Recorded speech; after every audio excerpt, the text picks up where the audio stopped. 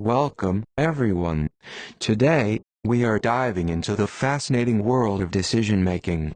Whether in leadership, teamwork, or daily life, the choices we make shape outcomes, drive change, and define our success. Decision-making is a process, not a single moment. It involves analyzing available information, considering alternatives, and making judgments based on logic and experience. Effective decision-making requires a structured approach, balancing rational thought and intuitive insight. In group settings, decisions become even more complex due to diverse perspectives, biases, and group dynamics. That's why understanding how we process information, avoid common mistakes, and navigate influences is crucial. Throughout this lecture, we will explore the benefits of group decisions, cognitive processing, common decision-making errors, and models that guide successful outcomes. We'll also examine how status, influence, and collaboration shape decision effectiveness. By the end, you'll gain strategies to enhance decision-making in personal and professional settings. Now, let's begin with the advantages of group decisions. Making decisions as a group can be incredibly powerful. Unlike individual decisions, group decisions bring diverse perspectives, experiences, and insights, leading to better quality outcomes. When members engage in discussion, they challenge assumptions and refine ideas, ensuring incorrect conclusions are more likely to be identified and rejected. One key advantage is the ability to recognize errors. By leveraging collective knowledge, groups minimize blind spots and increase the likelihood of identifying flawed reasoning or overlooked information. Additionally, norms that encourage open debate and differences of opinion create an optimal environment for effective decision-making. Diversity of thought fuels creative problem-solving, leading to innovative solutions that an individual might not have considered. However, for group decisions to be successful, a culture of psychological safety is essential. Members should feel comfortable expressing their viewpoints without fear of rejection. When groups foster constructive debate, they unlock the full potential of collaborative decision-making, making the process not only more reliable but also deeply rewarding.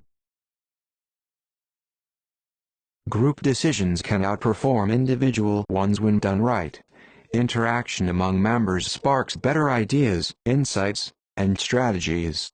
For example, a healthcare team brainstorming a new patient intake process might combine clinical and administrative perspectives for a robust solution. Groups also catch errors more effectively.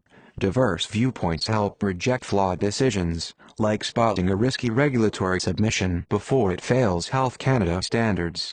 Norms encouraging open debate are key. Teams that welcome dissent, like a research group challenging a hypothesis, make stronger choices. In contrast, teams that suppress differences risk poor outcomes, as seen in historical failures like the Challenger disaster. In your projects, like HR strategy case studies, group input likely improve your solutions. Reflect on a time a group caught an error you missed. Write it down to share. Research shows diverse teams make 20% better decisions when dissent is encouraged. However, benefits depend on avoiding pitfalls like groupthink, which we'll cover later. To apply this, foster open dialogue in your next team meeting, ensuring all voices are heard, especially on complex issues like policy design. This slide sets the stage for understanding why groups can excel at decision-making and how to maximize their potential. Decision-making is a cognitive process that helps us interpret and analyze incoming data. Over time, we develop assumptions that guide how we perceive and process information, allowing us to make faster decisions. While these shortcuts are useful, they can also create blind spots, leading to biased conclusions. One critical framework for understanding decision-making is the ladder of inference. This model explains how we move from raw data to actions in decisions. First, we select relevant data based on what we notice. Then, we interpret it through personal filters, drawing conclusions based on existing beliefs. If unchecked, this process can reinforce biases, leading us to confirm what we already believe rather than critically evaluating new information. Recognizing this pattern is key. We must remain mindful of how our assumptions influence our choices. The best decision makers consciously challenge their own reasoning, ensuring their conclusions are rooted in rational analysis rather than unconscious bias. The ladder of inference illustrates how we climb from raw data to actions, often unconsciously. We start by selecting data based on existing beliefs, say, noticing only positive feedback in a project review. We interpret this data, assuming it means success, then draw conclusions and take action, like continuing the same strategy. Beliefs shape what we notice, creating blind spots. For example, a regulatory team might focus on familiar compliance data, missing a new guideline. This latter explains why teams misjudge situations, like assuming a drug trial's success without full data. In your studies, you've climbed this ladder when analyzing case studies, selecting data that fits your hypothesis. Reflect on a time you jumped to a conclusion too quickly. Write it down to share. Research shows 60% of decision errors stem from flawed data selection. To avoid this, slow down and question each step. What data did we select? How did we interpret it? In healthcare, this could mean double-checking patient data before deciding on treatment protocols. The latter is a tool to make your decision-making process transparent, ensuring better outcomes in group settings like regulatory or business projects. When drawing conclusions, our brains can fall into traps that distort decisions. Overgeneralization assumes one event applies broadly, like thinking a single failed project means all similar ones will fail. All-or-nothing thinking sees only extremes, e.g., a regulatory submission is perfect or worthless. Catastrophizing predicts the worst, like assuming a minor error will derail a career. Personalization takes things personally, such as believing a team's failure reflects your incompetence. Emotional reasoning lets feelings override facts, like rejecting a solid plan because it feels wrong.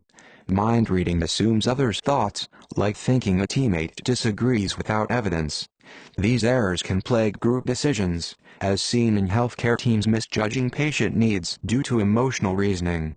In your regulatory projects, you might have overgeneralized from one case study. Reflect on an example and write it down to share.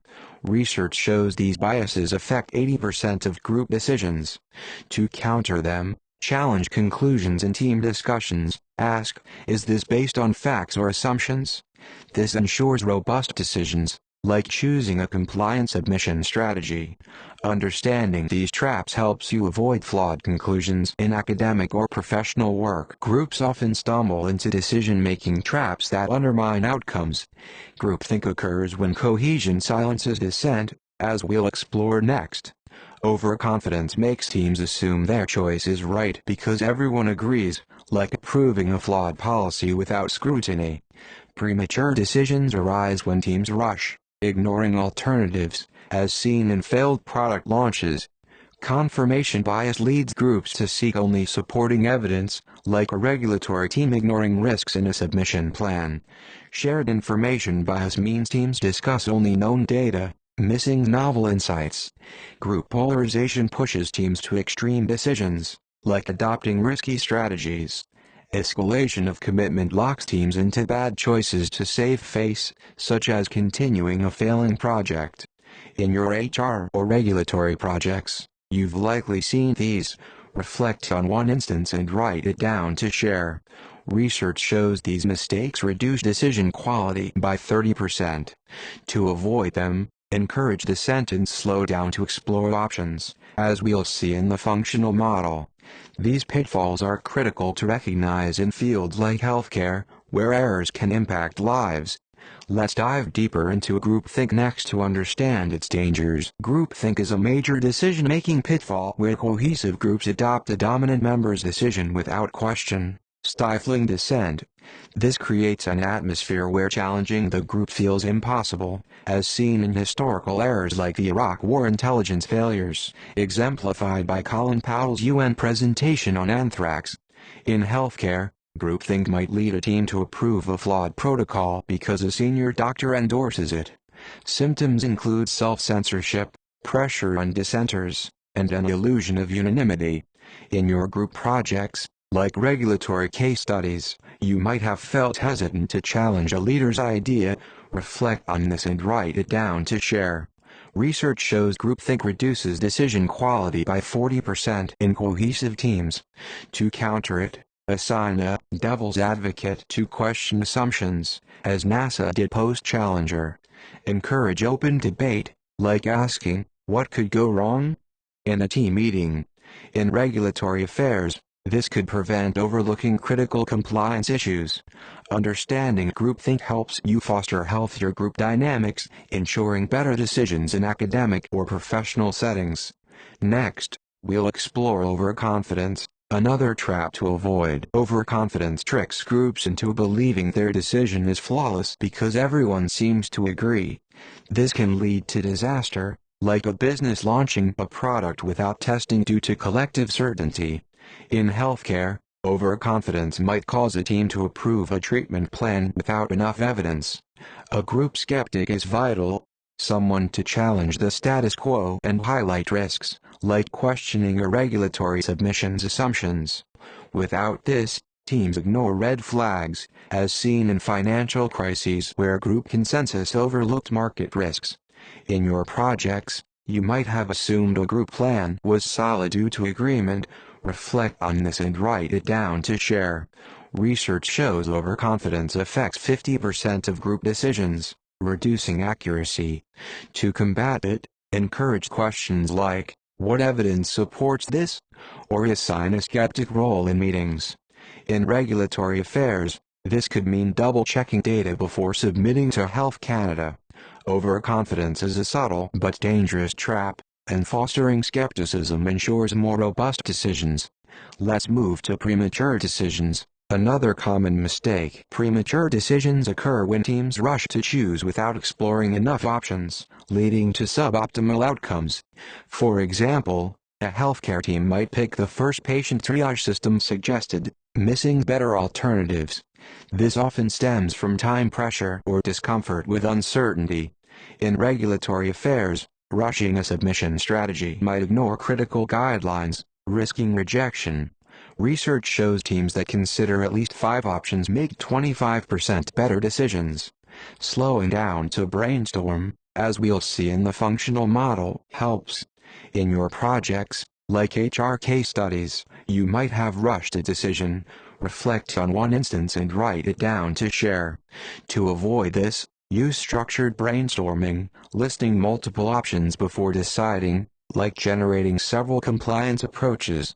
Encourage questions like, have we considered all possibilities? In healthcare, this could mean exploring various diagnostic tools before settling on one. Premature decisions are a trap you can sidestep with patience and process, ensuring better outcomes in group work. Confirmation bias leads groups to make emotional decisions, then seek only supporting evidence, ignoring contradictory data. For example, a regulatory team might favor a submission plan because it feels right, then overlook flaws that could fail Health Canada standards. This bias blinds teams to risks, as seen in business failures like Blockbuster ignoring streaming trends. In your projects, you might have sought data to confirm an initial idea. Reflect on this and write it down to share. Research shows confirmation bias affects 60% of group decisions, reducing objectivity. To counter it, actively seek disconfirming evidence. Ask, what could prove us wrong? In healthcare, this might mean checking if a treatment's benefits are overstated. Encourage team members to play devil's advocate, challenging the group's leanings. In regulatory work, this ensures compliance by questioning assumptions. Overcoming confirmation bias requires discipline, but it leads to more balanced decisions, critical for academic and professional success. Shared information bias occurs when groups focus on information everyone already knows, sidelining unique or novel insights. Members often withhold distinctive ideas to avoid standing out, like a regulatory team member not suggesting a new compliance approach because it's unfamiliar. This reduces decision quality, as seen in product development flops where teams ignored unique market data. For instance, a healthcare team might discuss only standard protocols, missing innovative patient care solutions. In your group projects, you may have hesitated to share a bold idea to fit in. Reflect on such a moment and jot it down to share.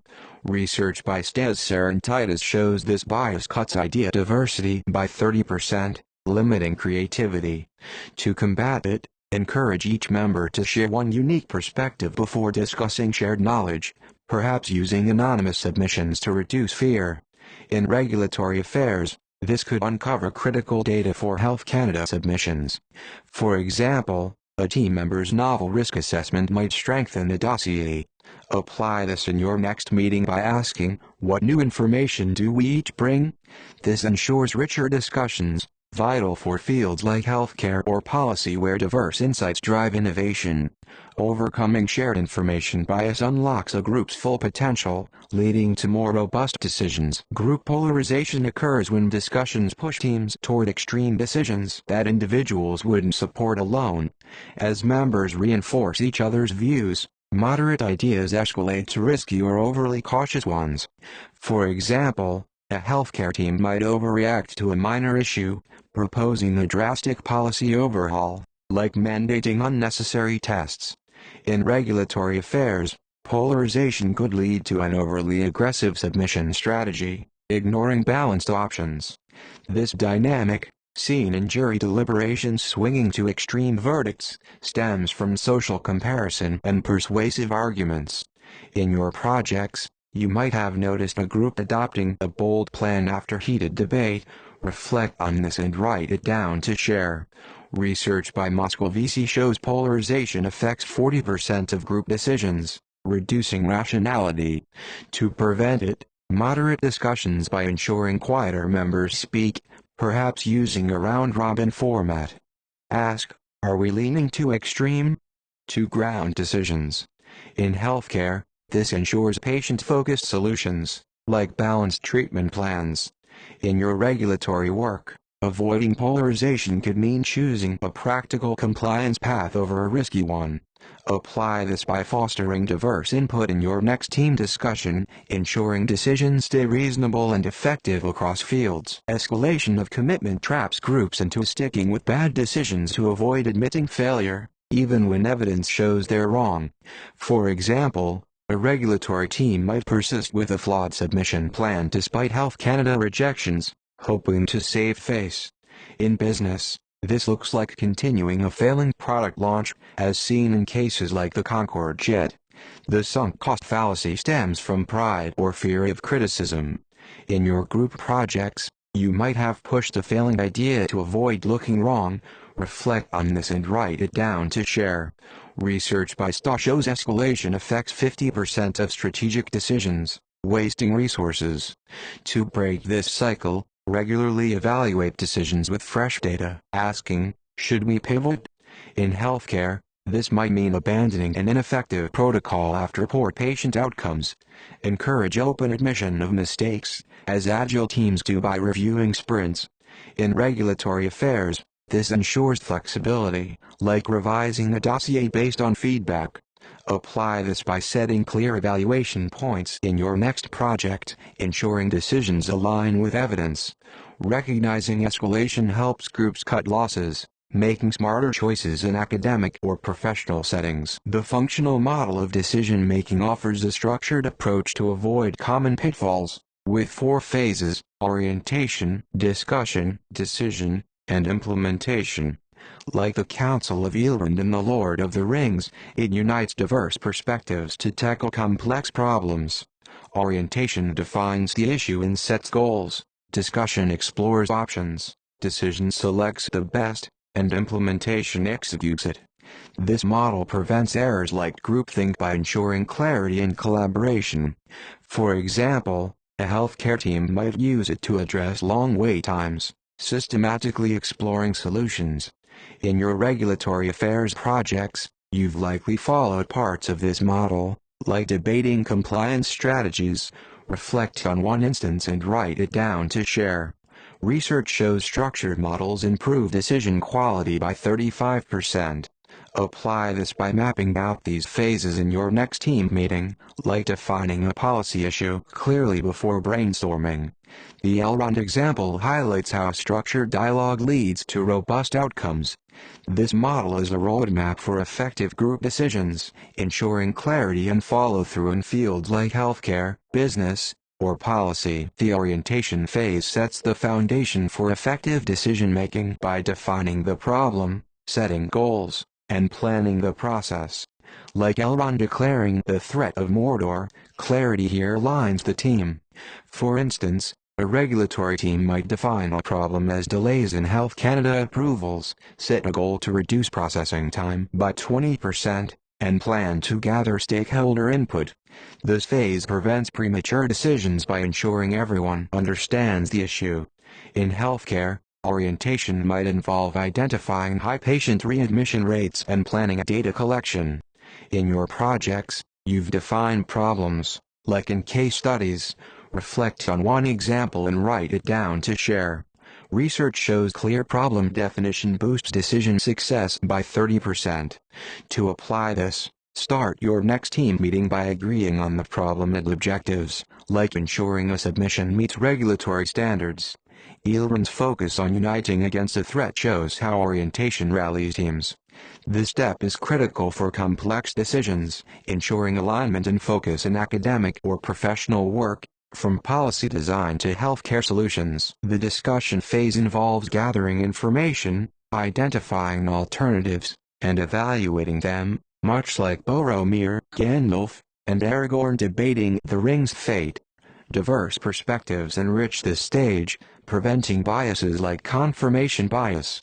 For example, a healthcare team might collect patient data, list triage options like mobile apps or staff training, and assess their feasibility. In regulatory affairs, discussion could involve researching Health Canada guidelines and evaluating submission strategies. In your group projects, you've debated options, like in policy assignments. Reflect on one instance and write it down to share. Research shows thorough discussion increases decision quality by 25%. To maximize this phase, ensure all members contribute, perhaps using a round-robin format to avoid shared information bias. Ask, what options haven't we considered? To broaden the discussion. The Council of Elrond's debate shows how conflicting views lead to better solutions. This phase is crucial for exploring all angles, ensuring robust decisions in fields like healthcare or regulatory work where thoroughness prevents costly errors. The decision phase finalizes the choice through voting, consensus, or leader decision, as seen when Elrond and Galadriel agree to destroy the ring. In healthcare, a team might vote on a triage system, reach consensus on a treatment plan, or let a leader choose after debate. Each method has trade-offs. Voting is quick but may ignore minority views. Consensus builds commitment but takes time, and leader decisions risk groupthink but are efficient. In regulatory affairs, a leader might select a submission strategy after team input to meet Health Canada deadlines. In your projects, you've used these methods, like voting and group assignments. Reflect on one and write it down to share. Research shows consensus increases team commitment by 40%. Apply this by choosing a method that fits the decision stakes, like consensus for high-impact regulatory plans. The Elrond example shows how clear decisions drive action. This phase ensures groups commit to a focused choice, critical for success in collaborative settings like business or healthcare. Implementation turns decisions into action, evaluates results, and seeks feedback, like the fellowship forming to destroy the ring. In healthcare, a team might roll out a new triage system, monitor patient wait times, and adjust based on outcomes. In regulatory affairs, implementation involves submitting a dossier to Health Canada, reviewing feedback, and refining the approach.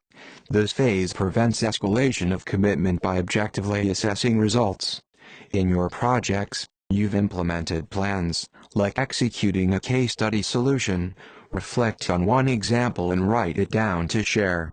Research shows feedback loops improve implementation success by 30%. To apply this, Set clear metrics for success in your next project, like tracking a policy's impact. Encourage feedback, as agile teams do by reviewing outcomes regularly. The fellowship's shared vision and skill-based roles show how commitment drives action. This phase ensures decisions deliver results, vital for professional fields like regulatory affairs or healthcare where follow-through determines success. Decision rules define how groups choose, each with strengths and weaknesses. A leader or expert deciding is fast but risks groupthink, as seen in top-down corporate errors. A leader deciding after consultation, like a manager finalizing a regulatory plan after team input, balances speed and collaboration. Delegating to an individual or subgroup is efficient but may reduce buy-in. Majority vote is democratic but can silence minorities, while consensus fosters commitment but is time-intensive. In healthcare, consensus might ensure a patient care plan has full support, critical for implementation.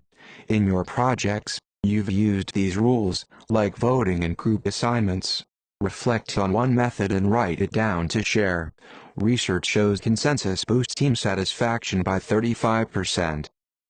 Apply this by selecting a rule based on the decision's context, like consensus for complex regulatory strategies to ensure alignment. Understanding these rules helps you navigate group dynamics, ensuring effective decisions in fields like business or healthcare where method impacts outcome. Group decisions are heavily influenced by status, conformity, and diverse perspectives, each shaping outcomes in distinct ways. High-status members, such as senior doctors or regulatory experts, often dominate due to their authority or expertise, sometimes overshadowing valuable input from others. Diffuse status characteristics, like age or gender, and specific ones, like technical knowledge, determine whose opinions carry weight. For instance, in a regulatory affairs team, a seasoned compliance officer might unintentionally silence a junior analyst's innovative idea. Conformity pressure, as demonstrated in Ash's line studies, can suppress dissent, leading members to agree with a flawed plan, like an incomplete Health Canada submission, to avoid conflict. Conversely, divergent perspectives enhance decision quality, as seen when regulatory teams integrate clinical, legal, and data expertise to create robust submissions.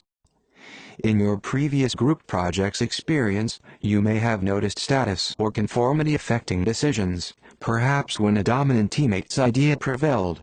Research indicates diverse teams make 20% better decisions when inclusivity is prioritized. Collaborative decision-making is a powerful yet challenging process, balancing significant benefits with notable costs. The costs include time, as discussions often require multiple meetings, and scheduling conflicts that can frustrate teams, such as aligning a regulatory group across different departments. Indecisiveness may stall progress, particularly when diverse opinions delay consensus, and frustration can arise when agreement feels out of reach. Despite these challenges, the benefits are substantial. Collaboration leverages diverse expertise, leading to better decisions, as seen in healthcare teams developing patient-centered protocols that integrate clinical and administrative insights. It ensures all members have a voice, fostering inclusion and a sense of ownership. This inclusivity drives greater commitment, critical for implementing decisions, like a regulatory team rallying behind a Health Canada submission plan. In your projects, collaboration likely enhanced a solution but caused delays. Reflect on a case study where teamwork made a difference and jot it down to share. Research shows well-managed collaborative decisions are 30% more effective, with higher team satisfaction. To minimize costs, adopt structured approaches like the functional model we discussed, set clear agendas to keep meetings focused, and create psychological safety so all members feel comfortable sharing ideas. For example, in pharmaceutical regulatory affairs and drug registration, collaboration ensures compliance by blending clinical, legal, and data perspectives, reducing errors. In healthcare, it sparks innovations like streamlined patient care processes, By carefully managing costs and maximizing benefits, you can transform collaborative decision-making into a strategic asset in business, healthcare, or policy, ensuring decisions are both impactful and widely supported.